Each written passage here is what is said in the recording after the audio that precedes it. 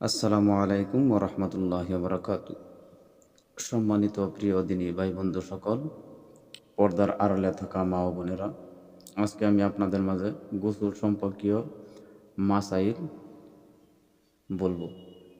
আমরা প্রত্যেকে গোসল সম্পর্ক পরিপূর্ণভাবে আমরা জানি না।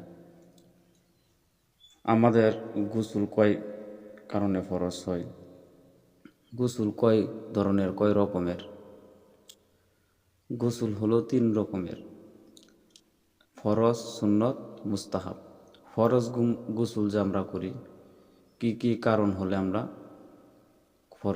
আমাদের গোসল ফরজ হয়, কি কি কারণে আমাদের গোসল সুন্নত হয়, কি কি কারণে গোসল আমাদের মুস্তাহাব হয়, এগুলা 3টি কারণ আমাদের প্রত্যেকের জানা জরুরি, খুবই জরুরত। আমরা প্রত্যেকে মানব, আমরা যত মানব আছি আমাদের প্রত্যেকেরই গোসল ফরজ হয়, কিন্তু কি কি কারণে ফরজ হয় আমরা পরিপূর্ণভাবে আমরা জানি না। এই জন্য যদি আমাদের গোসল যদি আমরা ঠিক মতনে করতে না পারি, তাহলে আমাদের শরীর পাক হবে না, আমাদের আমল এবাদত বন্দিগি সহি হবে না, শুদ্ধ হবে না, আল্লাহর দরবারে কবুল হবে না।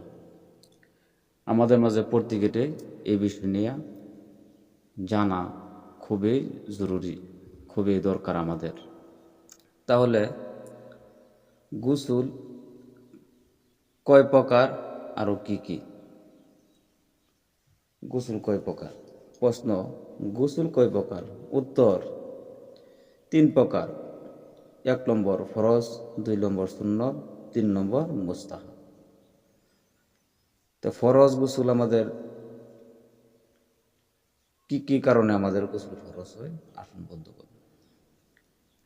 প্রশ্ন, গোসল কি কারণে ফরজ হয়, কি কি কারণে ফরজ হয় গোসল?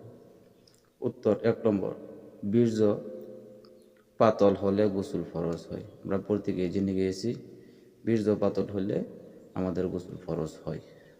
2 নম্বর, পুরুষাঙ্গর আগ ভাগ যদি হুমাই যায় তেনেতে গোসল ফরজ হয়ে যাব, বীর্যতাপ হোক বা না হোক। তাহলে আমাদের ওই দিকে লক্ষ্য রাখতে হবে। আমরা প্রত্যেকে ভেবে ফেলি যে আমাদের যাদের স্ত্রী নারী আছে, পরিবার আছে,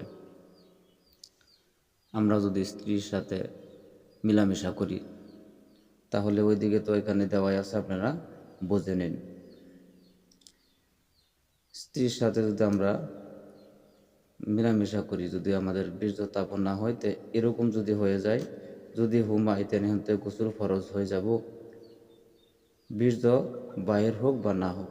আপনার বীর্য বাহির হোক বা না হোক, পুরুষেরও এরকমই, মহিলাদেরও ওই রকমই, বীর্য বাহির হোক বা না হোক, কিন্তু গোসল ফরজ হয়ে যাবে। 3 নম্বর,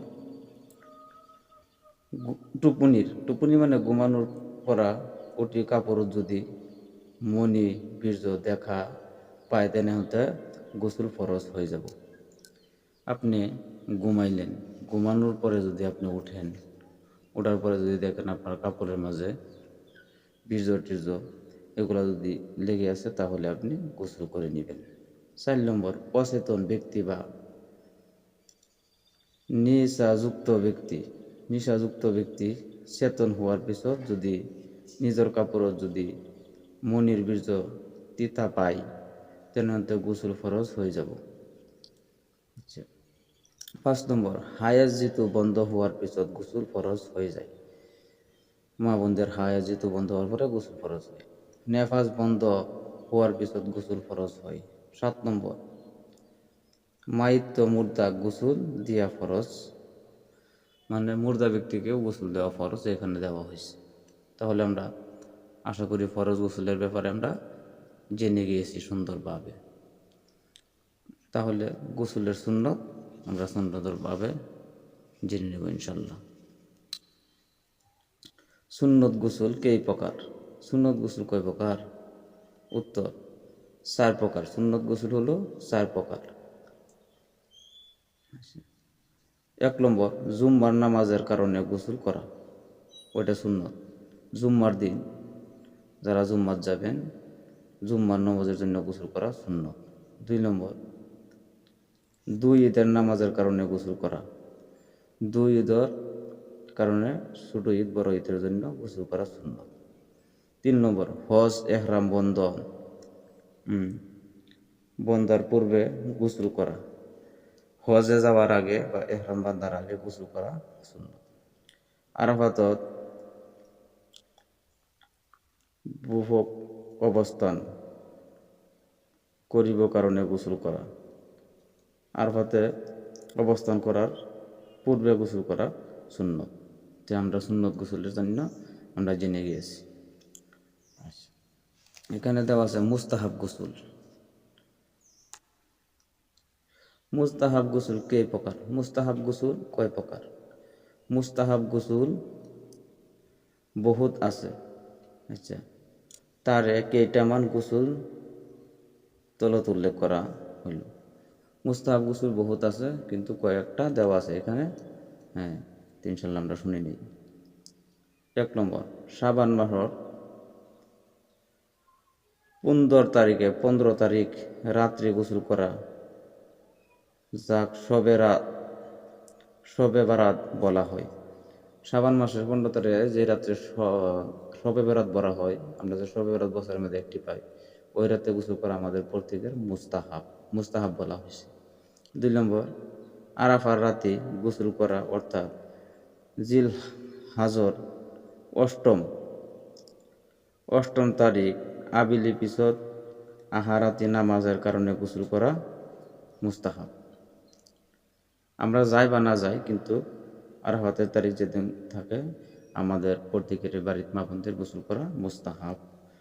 সূর্য গ্রহণ বা চন্দ্র গ্রহণের রাত্রের নামাজের গোসল করা আমাদের মুস্তাহাব। তো গোসল সম্পর্কেও আমাদের প্রত্যেকের জানা নাই। তো ওই দিকে লক্ষ্য রাখি আমরা আমাদের বিশেষভাবে ফরজ গোসল যে আমাদের আজকালের মা বোন বা পুরুষ বা অ্যান্সারি আসি ভাই বন্ধুগণ, আমরা ওই দিকে ফরজ গোসলের দিকে আমরা বেশিভাবে লক্ষ্য রাখব। ফরজ গোসল করার যদি নিয়ম কানুন আছে, আজকাল নেটের যুগ, ডিজিটাল জামানা, তো মোবাইলের মধ্যে সব কিছু পাওয়া যায়। ফরজ গোসল কীভাবে করতে হবে, কী নিয়মে করতে হবে, তো ওই দিকে আমি পরবর্তী ভিডিওতে আপনাদেরকে সুন্দরভাবে বলে দেব।